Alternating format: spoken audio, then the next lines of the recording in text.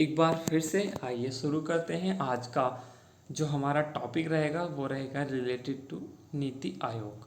आज हम नीति आयोग की बात करने जा रहे हैं।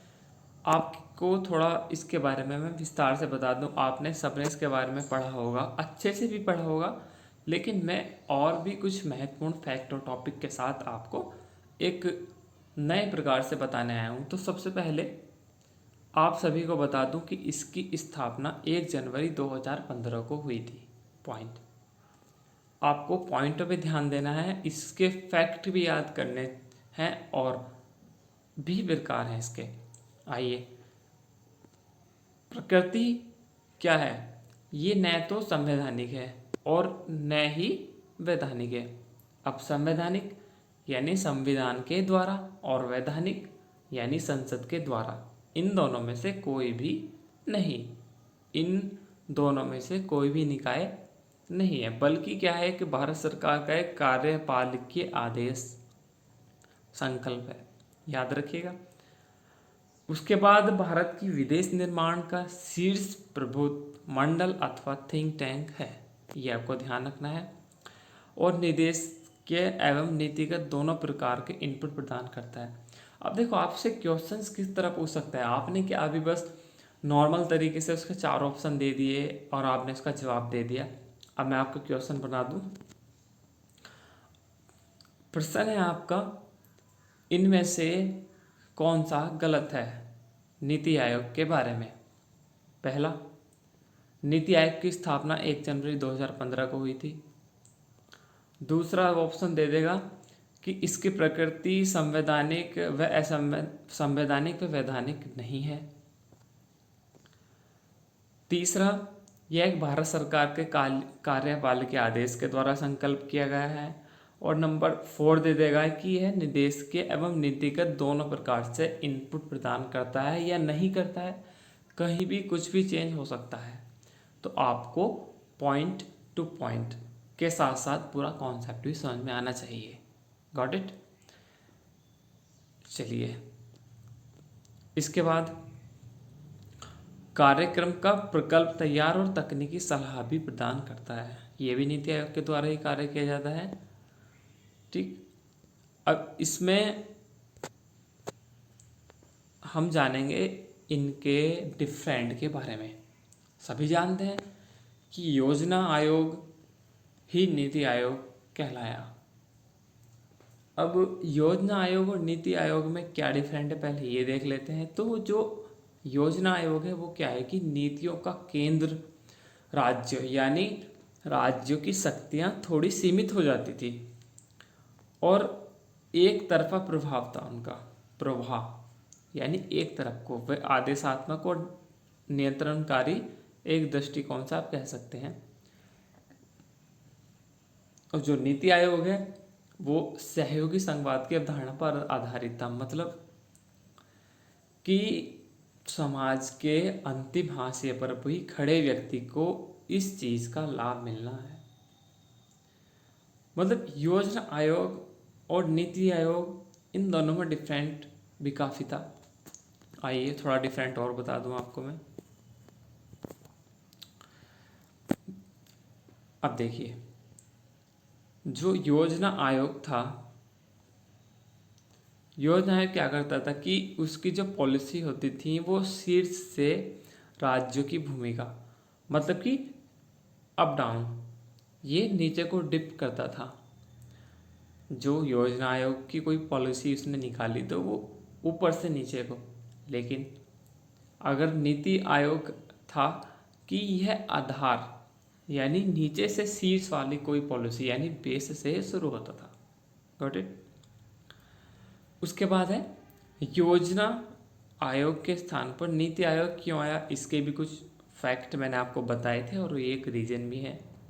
विकासात्मक प्रक्रिया, सहकारी संघवाद को बढ़ावा देना, वही अंतिम हाशिए पर खड़ा व्यक्ति, एक सहयोगी मंच है कार्यान्वयन के स्तर पर भी, और थिंक टैंक के रूप में सरकार के सभी स्तरों पर रणनीतिक, ये भी ध्यान आपको रखना है। उसके बाद बात करते हैं इसकी संरचना को लेकर।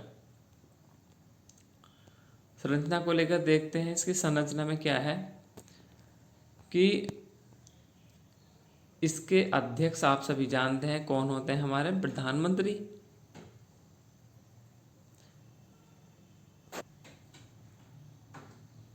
पीएम, ठीक है। और उपाध्यक्ष, 2 अंशकालीन सदस्य, पदेन सदस्य और भी हैं। ये मेन है, ये यहाँ से यहाँ तक बहुत ही महत्वपूर्ण है आपके लिए। इनको आप रट लीजिएगा या याद कर लीजिएगा। पदेन सदस्य क्या होते हैं कि पीएम द्वारा नामित केंद्रीय मंत्री परिषद के अधिकतम कितने सदस्य हैं। यहाँ 4 की जगह 6 कर दे, कुछ भी कर सकता है एग्जामिनर, कुछ भी इसकी जगह हो सकता है। यानी अधिकतम कितने सदस्य होने चाहिए, 4। मुख्य कार्यपालक अधिकारी पीएम द्वारा नियुक्त किया जाता है, यानी सीमित समय, और सचिवालय। और इसकी संरचना में अगर क्षेत्रीय परिषद, विशिष्ट आमंत्रित सदस्य और गवर्निंग काउंसिल, ये चीज़ भी आपको ध्यान रखना है। और ढांचा ये आपको मैंने विस्तार से बता ही दिया। अब इसका उद्देश्य क्या है, नॉर्मल सब ऊपर से नीचे तक हम इसको पढ़ते चले आए, लेकिन उद्देश्य क्या है इसका कि राज्यों की भागीदारी। योजना आयोग में क्या था कि उनको राज्यों को इतनी ज़्यादा भागीदारी नहीं मिल पाती थी, इतना ज़्यादा ध्यान नहीं दिया जाता था।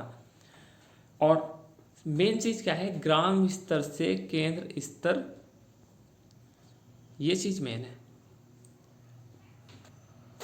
यानी ग्राम स्तर से केंद्र स्तर, मैंने बताया था आपको कि नीचे से ऊपर, तब ग्राम स्तर पर फोकस किया जाएगा, तभी तो होगा ग्राम स्तर पर फोकस। जो हमारे पिछड़े वर्ग के लोग, गांव के लोग और सभी अल्पसंख्यक वगैरह, सब जो निम्न वर्ग के लोग हैं, वो अधिकतर गांव के निवासी के साथ साथ शहरी निवासी भी हो सकते हैं। तो जो सुविधा का लाभ है वो हर व्यक्ति को मिलना चाहिए। नीति आयोग जो भी कोई पॉलिसी बन रही है वो एक नीचे स्तर से जानी चाहिए, मतलब कि ग्रामीण स्तर से ऊपर को। जो वंचित वर्ग हैं, प्रगति पर उनका विशेष ध्यान देना चाहिए। जो वंचित वर्ग हैं हमारे, उनके प्रगति पर विशेष ध्यान देना चाहिए। अब इसकी आलोचना भी काफ़ी है, आलोचक भी बहुत हैं, विपक्ष भी बहुत हैं। जैसे कि केवल नाम में बदलाव, प्रकृति वही, उसके बाद कोई ठोस पहल नहीं। मतलब कि योजना आयोग का नाम तुमने नीति आयोग तक कर दिया, इसके नाम में बदलाव कर दिया, लेकिन प्रकृति तो वही है। आप सभी इस बारे में अच्छी तरह जानते हैं कि युवा बेरोजगार वगैरह काफ़ी चीज़ें देखने को मिलती हैं। तो आपको इस बारे में थोड़ा विचार करना है कि आपको किस तरीके से सभी से फाइट करना है। एग्ज़ाम में अगर सभी बच्चे बैठते हैं तो वो 1 या 2 क्वेश्चन आपसे ज़्यादा अच्छा कर जाता है।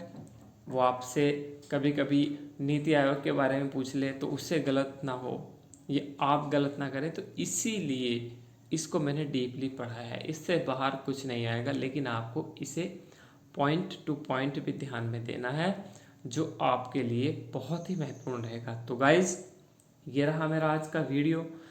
मैंने कुछ इसमें नया, यानी सब कुछ आपको डिटेल में बताया।